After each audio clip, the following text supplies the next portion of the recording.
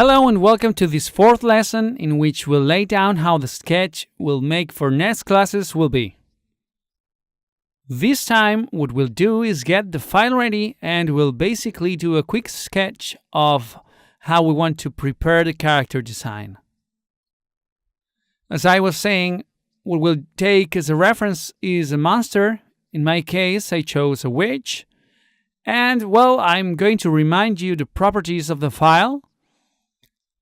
We're working right now in an A4 with 300 pixels per inch landscape. And as for the references of the monster itself, I just focused on the concept of the witch.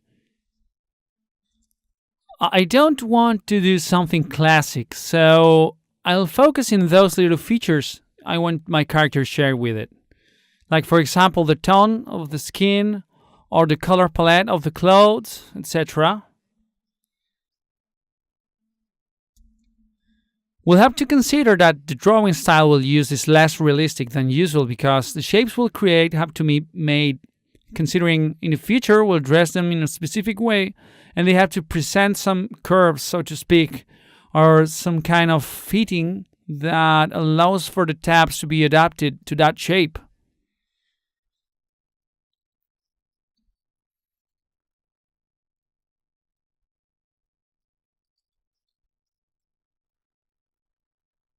As I said, I'm going to work as always with the Kyle Ultimate Defined pencil, which simulates the effect of a classic graphite pencil.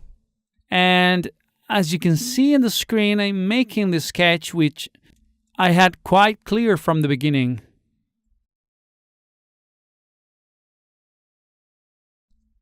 I'm fast forwarding this so you see it's not very elaborate.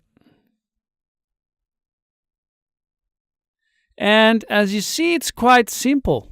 All the parts are quite well defined and it presents a great symmetry. This is something that you can also do with the symmetry effect that Photoshop offers in CC 2018.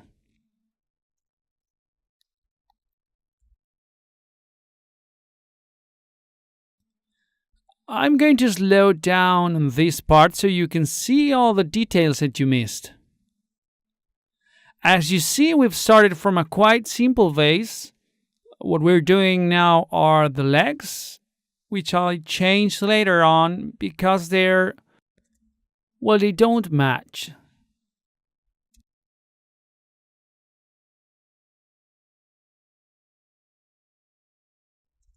They don't look like they would really support the body, so we would have to change them later on. As you see, there's barely any difficulty on this. We're just seeing the regular structure, drawing the underwear, the head is clearly a circle. Both the torso and the hips are quite round too. And what we'll try is for the outer silhouette to have as less details as possible. Then inside the silhouette you can be more original and create any detail you like. But for now it would look like this, more or less.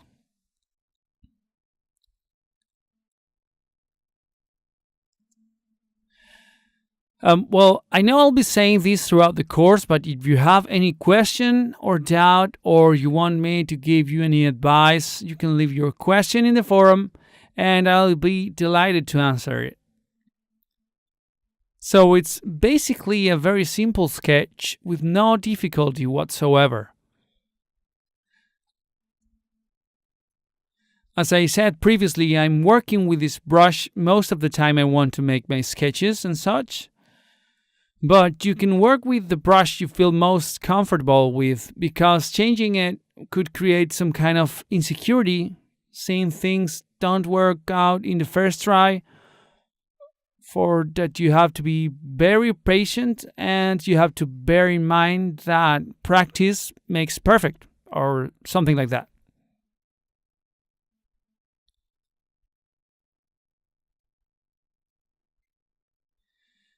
So after this, what we'll do is clean the character, which we'll do in the next lesson. what I'm doing to do now is a style search. I'm trying to study in depth which elements or accessories could match this character specifically. Because since she's a witch, it could lead to thinking cliches like the cat or a hat or a broom, etc. But as I said, I want to create something a bit outside the box, like far from what people have in mind about witches. So what I'll do is try to find a different look.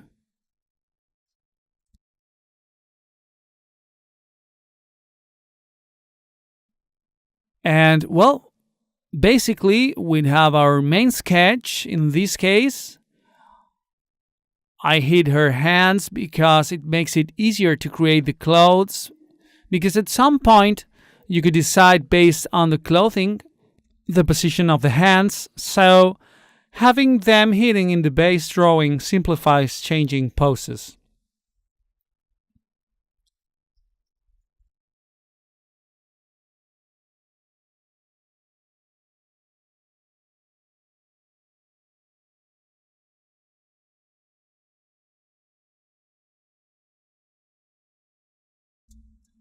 I'm doing here what I was talking about earlier, that I want the legs to be symmetric, and this one looks completely asymmetric respecting the other one.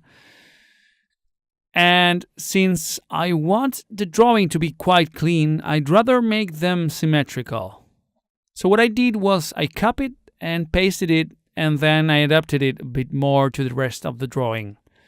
Then I combined the layers using Control E, and now I'm going to erase these a bit.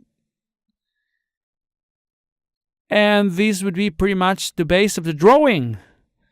Then what I'll do is, as I said before, the line art, which is basically what we'll have to prepare in order to have a base on which we'll later draw the rest of the clothes we want to dress her with. And that would be all. So see you in the next lesson. Bye bye.